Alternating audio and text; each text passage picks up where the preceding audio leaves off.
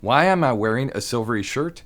I'm ridiculously good at picking the Oscars, and I believe part of it is because I rarely see any of the movies that are nominated. There are a few things you need to remember when it comes to Oscar picks. Actors pick certain roles because they're considered Oscar worthy. No, I'm doing it because I've noticed that if you do a film about the Holocaust, guaranteed an Oscar. Any movie that's a period piece, that shows someone overcoming adversity, or where an attractive actor has to look unattractive for the part, that's Oscar worthy. Another thing can be a biopic about a performer that puts them in a heroic light. Think of Freddie Mercury, anything like that. But let's go ahead and get to the nominations right away. Keep in mind, I haven't seen most of these movies. I'm picking them from the trailers and from what little I know about the politics of Hollywood. Think of this as your cheat sheet for that Oscar party you're going to have. Let's get straight to the nominations. Actor in a leading role.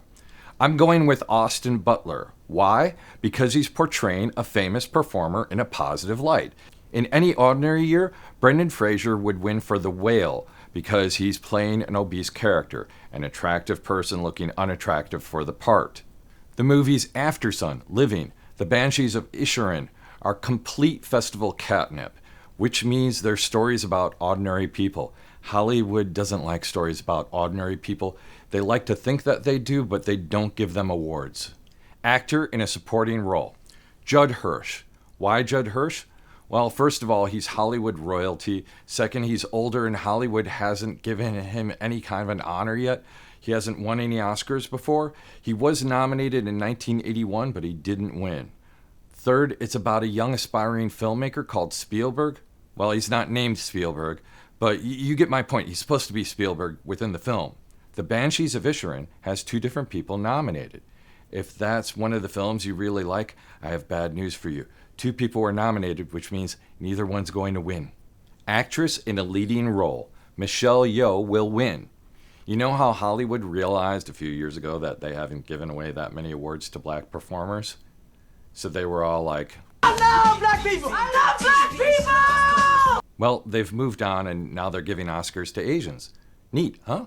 Ordinarily, Cate Blanchett would win because Hollywood really likes Cate. Not this year. And I know what you're thinking. You're thinking, John, what about that Marilyn Monroe biopic starring Ana de Armas for Blonde? Well, here's the thing. Blonde is about an actress who was abused by the movie industry. Even if it was a good film, and it's not, Hollywood doesn't honor films that criticize Hollywood. Actress in a supporting role. Remember what I said earlier about two actresses or two actors being nominated for the same movie and they kind of suck votes away from each other? Sorry, Jamie Lee Curtis. Ordinarily, Hollywood would give Jamie Lee Curtis the award for that. Well, not this year. Angela Bassett would be the next person in line. She's Hollywood royalty. But the thing is, Black Panther is a comic book movie, and comic book movies don't get Oscars. That leaves Hong Chow and Kerry Condon. And to me, it will come down to which movie the voters like the best. Voters, not people. We're talking about Hollywood, which I think means The Whale is going to win. Turn around, Hong Chow. You win. Animated feature film. Turning Red is going to win. I have a little bit of a bias going in here. I watched Cinebinge, which is a YouTube channel starring these two people, George and Simone, and they just went nuts over it. The main character is vulnerable, which makes her more lovable. Keep that in the back of your mind if you ever decide to write a script. That's all you need to know about it. Turning Red. Now we're getting into some of the more fun categories. And if you see me looking to the side, I'm looking at my notes because this is cinematography, which is one of my favorite categories as a photographer. I pay attention to this category and I make it a point to watch all the trailers. There are some constants in anything that's nominated for cinematography. Wide-angle shots that have something in the middle, long tracking shots, epic sweeps, beautiful lighting, that kind of stuff. As a portrait photographer, I can't help but love that Elvis uses light beautifully on people's faces. All the shots of people's faces have gorgeous light on it. All Quiet on the Western Front uses a palette of muted grays that gives it almost a black and white feel to it. There's color interrupting every once in a while, which creates explosions, fire sometimes, and blood. Bardo is the story of a documentary filmmaker. It was shot on 65mm, which of course looks absolutely gorgeous. It allows trippy, fantastic visions to fill the screen. Empire of Light uses a full palette from broad daylight to the flickering of a projector, which looks really cool. Let's face it. Of all the films in this category, the one that I don't get is why Tar was nominated. Any film can win this category except for Tar. My gut is telling me Bardo will win. Although Empire of Light has the best title for a cinematography category. Costume design. Whenever you're picking a nominee for costume design, the thing that you have to keep in mind is it's probably going to be a period piece. A close second is anything that creates a different world. That rules out Babylon, Elvis, Everything All at Once. What's going to win is Mrs. Harris Goes to Paris. It's about a British housekeeper that wants to own a Christian Dior gown. What movie is going to win here? Yeah, a movie about someone trying to find a Christian Dior gown. That's a no-brainer. Directing. The Fabelmans is about a young director who wants to be a director when he grows up, despite everyone telling him not to. I'll be astounded if the directors don't give this to Spielberg. This is kind of like nominating the Best Costume Award for someone who wants to own a Christian Dior dress. That thing I just did. Oh, and it's Spielberg. The last time he won was Saving Private Ryan, and before that was Schindler's List. Documentary feature film. I normally pick documentary films based on their titles or topic. If it's a Holocaust film, it wins. But this time I allowed myself to watch the trailers. All the Beauty and the Bloodshed is about blaming the pharma industry for opioid addiction. Fire of Love is about a couple that studies volcanoes and they die in one.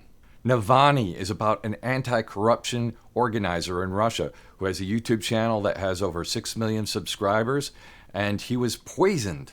A House Made of Splinters is about an orphanage in Ukraine, and this is a tough one because there are 2 docs in here that are about Russia or Ukraine, and there's also one about opioid addiction. Which one is gonna win?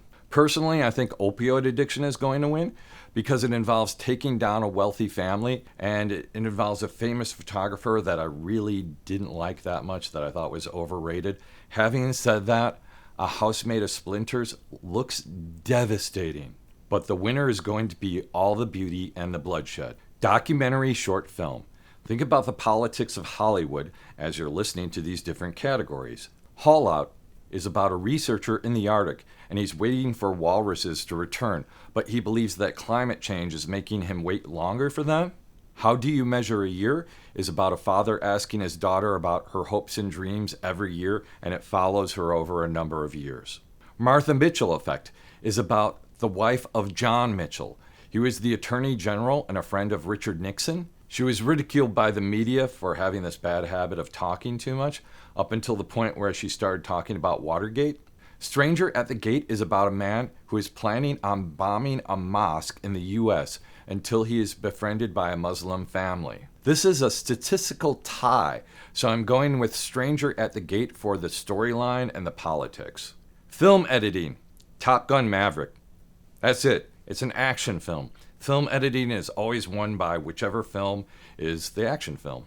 International feature film. This is a real easy one. It's All Quiet on the Western Front. Why? Well, it's nominated for Best Picture. Whenever a foreign film is nominated for Best Picture, it wins the Best International Film. Makeup and hairstyling. The Whale is going to win. They took Brendan Fraser and they added 600 pounds to him and they made him unattractive. They're going to haul in that whale. Original score. Normally I would go with whatever the war film was. War films always have cool and epic scores. But The Fabelmans was done by Spielberg crime partner-in-chief, otherwise known as John Williams. When was the last time John Williams didn't win for something? I can't think of anyone else that you would choose to score your film but John Williams. Original song. This is an awful, awful category. You have Applause, which is a pop song. Hold My Hand, which is a generic ballad by Lady Gaga. Lift Me Up, which is one of Rihanna's most boring songs ever. Natu Natu is kind of good. It's a cheerful kind of a club song that you would gladly dance to if you were at a club. This Is Life is a slog of semi-random notes. What happened to all the good songs, Hollywood? Quite frankly, none of these should win, but my feeling is that Hold My Hand will win because it's Lady Gaga, and Hollywood really loves Lady Gaga. Production design. Whenever you see production design, all you have to do is ask yourself, how pretty is this? Avatar would normally win that, but it's mostly CGI, and Hollywood hasn't recognized CGI as being a production design thing yet.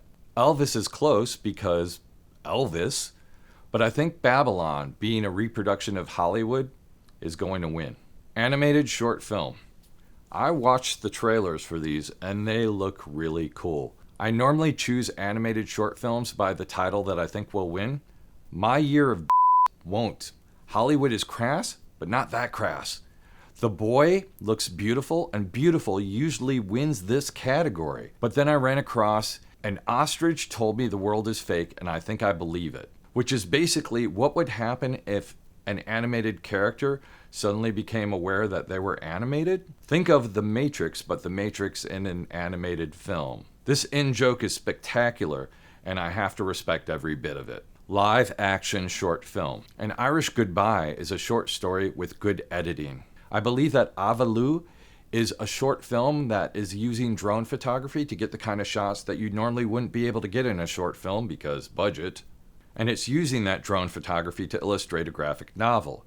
Graphic novels are kind of in right now. La Pupille looks funny and adorable. Night Ride is about someone who accidentally steals a tram. The Red Suitcase is about an Iranian woman who is afraid to grab her red suitcase.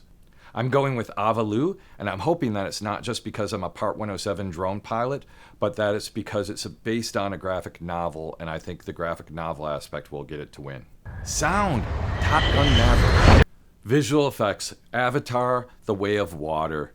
If James Cameron had figured out one thing, it's visual effects. Adapted screenplay. I'm going with All Quiet on the Western Front. It's a book from 1929 based on the German point of view of World War I. Just the fact that it took this long to make it into a film, but that it's also nominated for Best Picture, means something. Original screenplay. Normally I would pick Triangle of Sadness because it's a movie about a bunch of wealthy people who go on a yacht and they get trapped on an island. Because Hollywood likes to think of themselves as people who make fun of the wealthy even though they're wealthy. But this film was already done. It was called Gilligan's Island. Tar is about an artist who might be crazy, which has been done before as well. The Fabelmans is all about Steven Spielberg's life, and although it's going to be loved, it's not going to win this category. Everything, Everywhere, All at Once has a good shot at this, but I think the winner will be Banshees of Inisherin because the dialogue is sharp and fun, and that's why it's been nominated for so many different categories. And now we're at Best Picture, but there's a lot to digest here because there's so many films. So we have to pare it down. Let's start by eliminating who won't win. Women Talking won't because it's about Mennonite women in Bolivia being drugged and Hollywood gave Roman Polanski and Harvey Weinstein Oscars. They're not giving this one an award. Tar is about an artist who's extremely talented and might be crazy. Again, I said it's overdone. I don't think it's going to win. I don't think there's anything special in here. Avatar, The Way of the Water, that's James Cameron's least impressive film to date as far as I can tell. Top Gun Maverick is an action film. I'm sorry, Top Cruise. Like I said earlier, Triangle of Sadness makes fun of wealthy elites. And Hollywood isn't going to give their Best Picture category to something that makes fun of wealthy elites. Not when they have to go home and abuse their yacht crew later that night. The Banshees of Inisherin is a good film, but it's Irish. That's nothing against Irish. That's saying that Hollywood will not recognize an Irish film that's very good. All Quiet on the Western Front is a war film, but it's told from the German point of view. That leaves us with Elvis, Everything All at Once, and The Fabelmans. I'm going to eliminate The Fabelmans right away because even though it should win Best Director, I think that's going to be it. Elvis looks beautiful and fun, but it's about not being satisfied unless you're in the limelight, and that hits just a little too close to Hollywood. Everything, Everywhere, All at Once has the theme of someone who believes that they are ultimately not only in control of the universe, but the multiverse. And if anything sums up the way that Hollywood feels about themselves, That's it, which is why I think it's going to win the Best Picture. Those are my Oscar picks. We're going to find out how I did. Check out my other videos. Subscribe, like me, comment below on what you think I'm wrong about, and check in with me a week from now and see how well I did. Bye.